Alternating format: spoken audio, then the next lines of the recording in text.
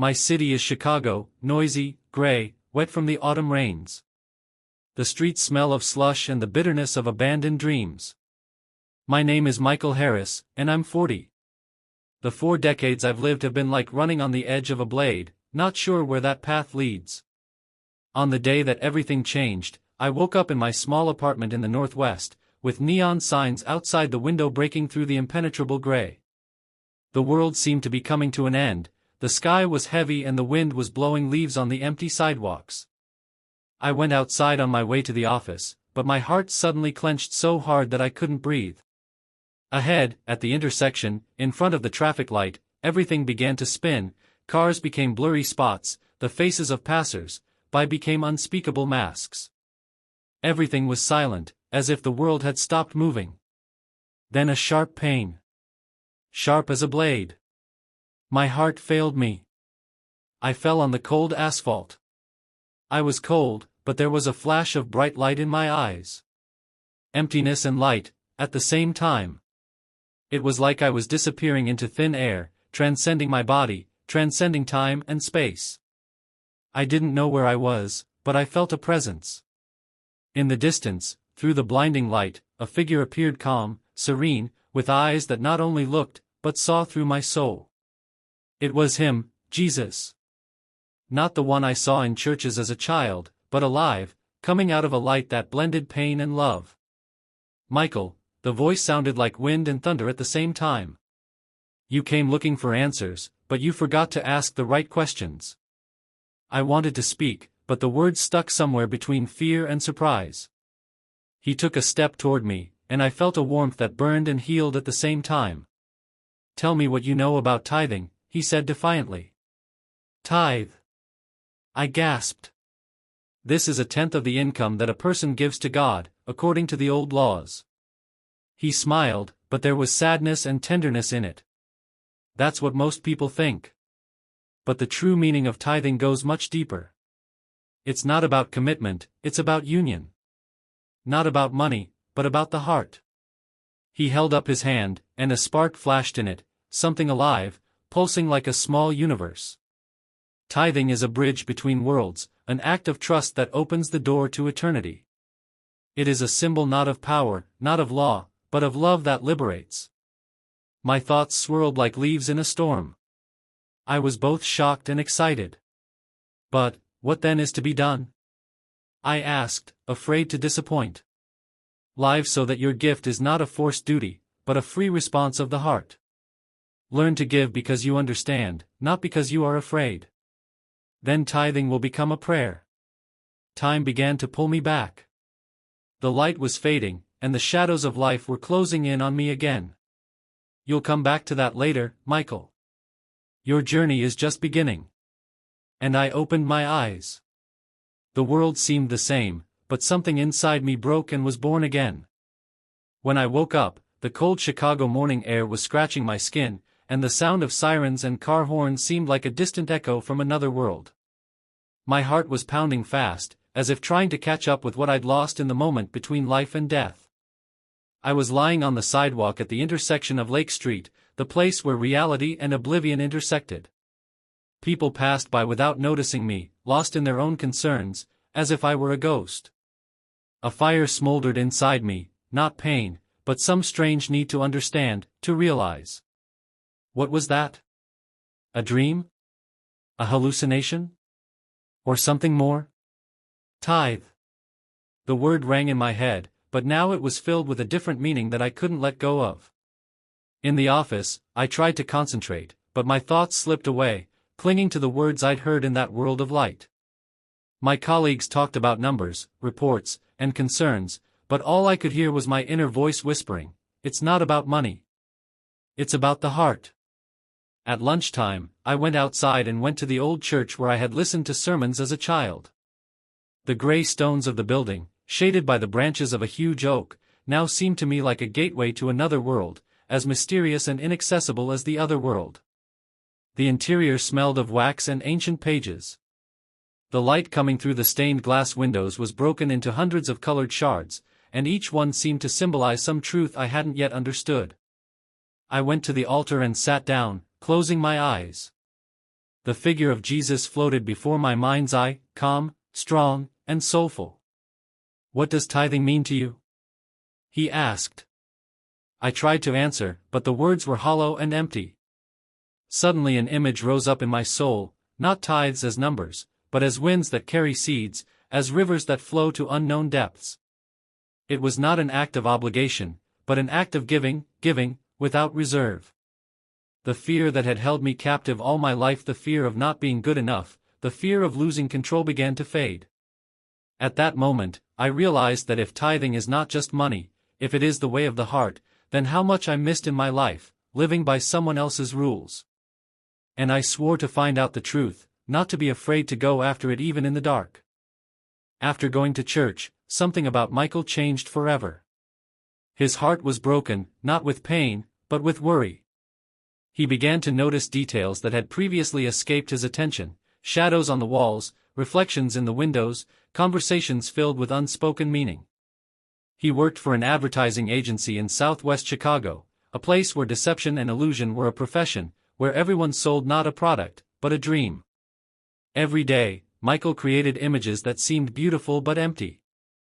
Then, as he stood at the office window on the 20th floor, he saw, or felt, something other than his own face appear in the reflection. It was a dark-cloaked figure whose eyes glowed with an alien light. Michael blinked, and the image disappeared. But the alarm remained. He asked himself questions. What does tithing mean to him now? Can he let go of the fear that bound him to the material world? Can the heart really open the door to eternity? In the evening, as he was walking home, he noticed a strange inscription on the old brick wall of the alley: "He who gives, does not lose." The words seemed familiar, but where did they come from? In the house, Michael sat down at an old desk and took out a notebook. He began to write down everything he saw, heard, and felt. He knew that the answers were not in books or other people's words, they had to be found inside. That same evening, a vision came. In the dimness of the room, the same figure of light appeared: Jesus. "Michael," he said, "tithing is not a debt. This is the soul's dance with eternity. But this dance is possible only when you allow yourself to let go of fear and come to true freedom." Michael tried to understand. The fears that bound his life felt like solid chains. But how to get rid of it? He asked. "Let go of the mirrors that reflect lies," Jesus said. "Look inside, the truth is there." Once again, the light faded into shadow, leaving Michael in silence, and waiting. As the days passed, Michael seemed to float in a thick fog that made it difficult to see or hear. Each step was like walking through a maze, where the walls are not made of stone, but made of fears and doubts. They tightened around him, making it impossible for him to breathe. He tried to explain himself to friends and colleagues, but the words seemed empty, incomprehensible. Everyone around them continued to live a normal life, where money, debts, and obligations ruled the ball. One night, as the city fell silent, Michael awoke to a sense of presence. The air thickened in the room, and a figure emerged from the darkness, not light as before, but shadowed, with eyes that glittered with cold. "Who are you?" Michael asked, feeling his heart skip a beat. "I am your fears and doubts," the figure replied in a voice that sounded like the whisper of wind through dead leaves. "You run from them, but they are part of you." "Then how do I get rid of it?" Michael asked, trembling. "Accept them. Join the shadow dance." "Tithing is not only light," she said, "it is also the dark price that the soul pays for freedom." Michael realized that the tithing Jesus was talking about was not just an act of giving. It's a journey through fear, through pain, through accepting your own darkness. He closed his eyes and saw a maze where every step reflected his doubts, regrets, unfulfilled dreams. But there was a small light beside them that grew as he took a step toward fear. At that moment, the light in the room shone again, and a familiar figure appeared. "Don't be afraid to go inside yourself," Jesus said softly. "That's where the truth you're looking for is." So Michael began a journey where light and darkness were entwined in an unbreakable knot, and tithing became the key to freedom, not the chain. Michael was sinking deeper into his own inner world, a world where light and dark didn't just coexist, but danced on the edge of being and not being. Every day was a challenge, every decision a leap into the unknown. He stopped looking at the world with the same eyes. The city, with its cold glass and concrete, suddenly seemed like a living, breathing organism, in which every street is a symbol, every shadow a message. That night, as everyone else drifted off to sleep, Michael found himself alone in his room with the silence. A flame flared up in the darkness, not the fire that burns and burns, but the inner fire that warms and opens. An image appeared in the flames, the one he had seen at the time of his death, and which now became his guide. Michael, the voice sounded like a small alarm, tithing is not a sum, not a duty, not a duty. It is the flame of the soul that burns when you give without fear, without conditions. But how can this fire be maintained? Michael asked, feeling the fragility of the moment. Through faith and absolution. Faith is not only confidence in the future, but also the courage to face the unknown. Letting go is the ability to let go of the past in order to accept the present. Michael felt the fire fill every cell, dissolving fears, filling him with meaning. He realized that tithing is not a tax, but a living act of love, something more than just material. It is a connection with eternity, where to give is to receive. When the flame was extinguished, Michael was left with the quiet certainty that he now knows that the true gift is the freedom to give and take. A few weeks passed. Michael now seemed to live between two worlds, the world of everyday life and the world that had opened up to him during his near-death experience. This second world beckoned, called, but also frightened with its bottomless depth. One evening, he was standing on the shore of Lake Michigan. The dark sky was reflected in the water, and it was as if the abyss itself was looking at him. Suddenly there was a voice in the air, deep and resonant, like the echo of 1,000 lives. Tithing isn't just a tribute, Michael. This is the price that the soul pays for freedom. Michael felt something inside him shudder and harden at the same time. His eyes fell on the reflection of the moon in the water, and he saw not his own face, but many faces, all those who had ever struggled with duty and fear. Why the price? What is it? He whispered. Because to give is to be born again, the voice said. By giving, you die to your old self and become free. It is a transformation, a ritual that all true living people go through. Michael closed his eyes and felt a new fire ignite inside him, the fire of freedom and acceptance. He realized that tithing is a path to the abyss and at the same time an ascent from it, difficult, terrible, but necessary. After the conversation by the lake, Michael felt like he was on the edge of two worlds. His reflection in the windows, in the mirrors, even in the water, it seemed to split, as if in each of them lived a different he, the one who is afraid, and the one who is ready to let go of fear.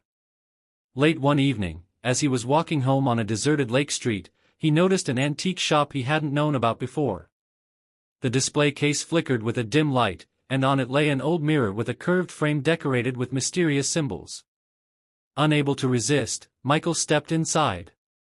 It was dim inside, smelling of dust and wood. The mirror in front of him was exactly the right one. He looked into it, and suddenly the reflection changed. Not his face appeared in the mirror, but the image of Jesus speaking. Reflections are only shadows of the true self. To understand tithing, you need to go beyond the images and see the essence. But how? Michael asked. Let go of all illusions. Tithing is not just an act, but a way of freeing oneself from the chains of fear and doubt. Take your shadow and the light will become brighter. The mirror darkened, and Michael was left alone with thoughts deeper and sharper than ever.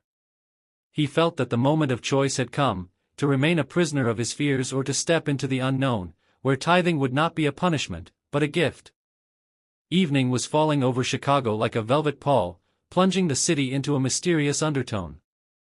Michael walked down the deserted street, his footsteps echoing between the buildings, and the cold wind that crept under his jacket seemed not just an element, but the breath of the world itself, which suddenly became alive and aware. There was a flame burning in his chest, strange and alien, yet inviting. It wasn't the fire of fear or pain, but the fire of transformation, an internal energy that couldn't be extinguished. He made his way to the old factory by the lake, an abandoned place that had once been bustling with life, but was now silent and dark. This place drew him like a magnet, and he felt that there was a truth here, a call that could not be ignored. As Michael stepped inside, the smell of rust and memories filled the air. The walls, chipped and scarred by time, seemed alive. They held the whispers of past eras and forgotten souls. He stopped in the center of the great hall where the machines had once hummed, and closed his eyes. A flame appeared in the darkness, not an ordinary flame, but a flame burning inside, reflecting in his soul. It enveloped him, not burning him, but warming him and opening him up. And in this fire Jesus appeared, not as a saint from distant frescoes, but as a living energy, as the breath of eternity. Michael, the voice was both soft and powerful. Tithing is a heart given without reserve. But a heart that isn't afraid of fire. Michael felt the heat begin to build in his chest, and scenes from his life flashed before his eyes, moments when he was afraid to let go of control, when he held on to the material, to the illusion of security. You were afraid to give away more than the money, the voice continued. You were afraid to give yourself up. Tears flowed down her face, and at that moment the fire did not go out, but increased, dissolving fears, doubts, and pains. Give yourself up to the fire, Jesus said. Not to burn, but to be reborn. Michael felt something deeper than his body burn, the old self burning away, making room for a new light.